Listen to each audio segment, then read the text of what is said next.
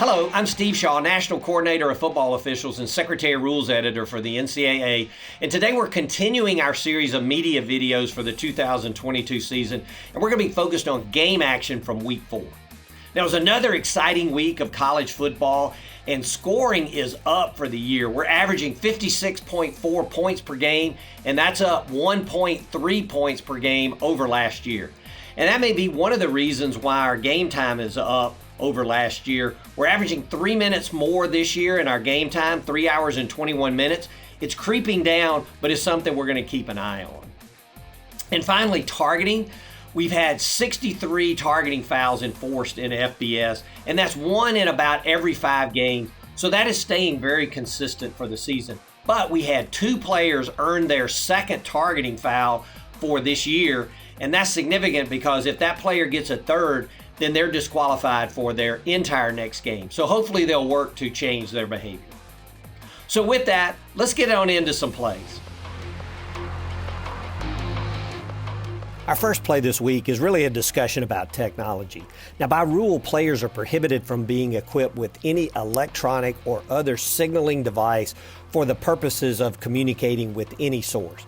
Now, there's a couple of exceptions. A hearing aid of the sound amplifier type device is allowed, and a device for transmission and reception of data specifically and only for purposes of health and safety for the player.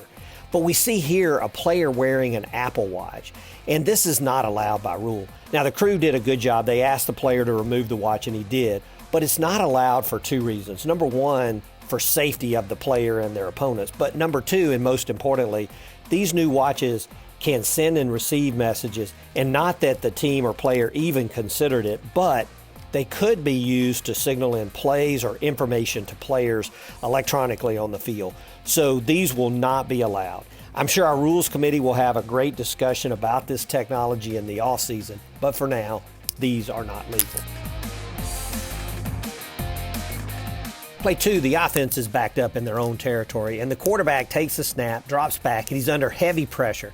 Now, he's taken down back in his own end zone, and the big question here, is this a safety? Now, our first view from back behind the offense, the quarterback is wrapped up by 93 of the defense, and he pulls the quarterback down in the end zone. But we get a great down-the-line view, and we see that the quarterback is solidly contacted in the field of play and pulled back into the end zone by the defender. And the ruling here is forward progress in the field of play, no safety. And you see a great job by the crew, all 3 officials with their hand overhead signaling that the ball is dead and converging on the spot in the field of play. No safety, and the ball is declared dead and spotted in the field of play where the contact occurred and advancement ended. Play 3, we have a free kick, and we know by rule on a kickoff, if a receiving team player calls for and makes a fair catch behind the 25-yard line, the ball belongs to the receiving team at the 25-yard line, and it really acts just like a touchback. But here we see player number 16. He gives a fair catch signal, but he's going to muff the ball, and then he recovers it at the 1 and then starts to return it. But by rule, to get the option to put the ball in play at the 25, the receiver must complete the fair catch, and he did not do so here. Also, by giving the fair catch signal, the receivers are afforded protection, but they give up the right to return the ball. So here, number 16 doesn't complete the catch. The ball is still live after the muff, but he recovers the ball at the 1, and so the ball is declared dead there, and the offense will put the ball in play at the 1.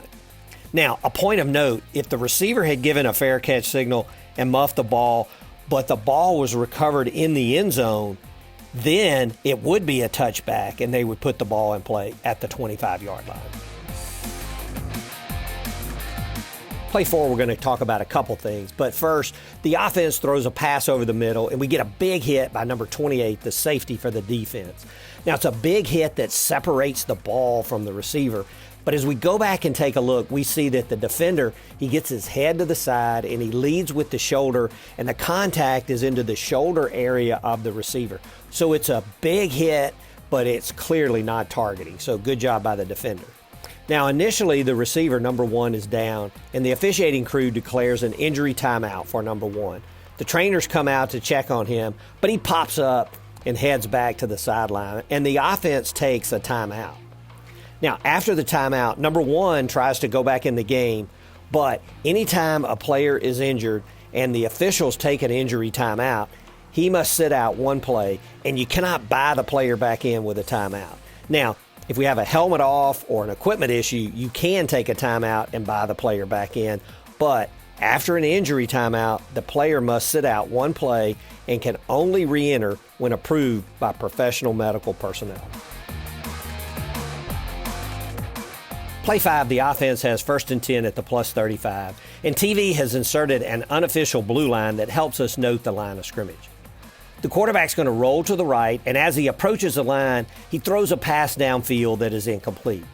Now, we get a flag on the play from our line judge for an illegal forward pass for the quarterback being across the line when passing the ball. Now, replay is going to come in, stop the game, and review this foul, and this is one of the 8 fouls that is reviewable by replay. And replay can create this foul or take it away. As the quarterback releases the pass, he's well beyond the neutral zone, but the rule states that for the pass to be illegal, the passer's entire body must be beyond the neutral zone when the ball is released.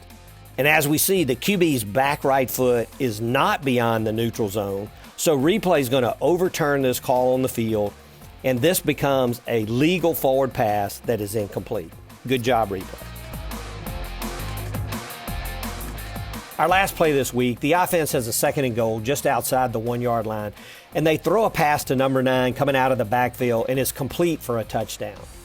Now, we have a flag from our back judge for offensive pass interference, and as we look at the replay, we see that the outside receiver, number 3, he comes back in and solidly blocks number 22, who was assigned coverage for the receiver.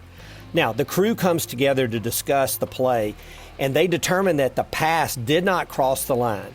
To have offensive pass interference, the pass must cross the line, and number 9 clearly touches and catches the ball behind the neutral zone. So the crew properly waves off the flag, and we get an excellent announcement by our referee. There is no foul for offensive pass interference. The ball was caught behind the line. The result of the play is a touchdown. Our referee's left in the dark here, and many stadiums now have these digital lighting systems, and they can change colors or flash them on or off. Now, with the rule change from last year, these lighting system operators are now subject to the rules, and they can't create a situation that obstructs play. Now, we'll continue to work with game management on this, but this might not be a time to go totally dark, as both teams need to know their opponent's personnel on the try and to make calls to their players on the field. Well, that's it for our plays this week, and we appreciate you taking the time to watch. I hope these plays are helpful from a rules and officiating philosophy standpoint, and please keep your comments coming. That's very helpful.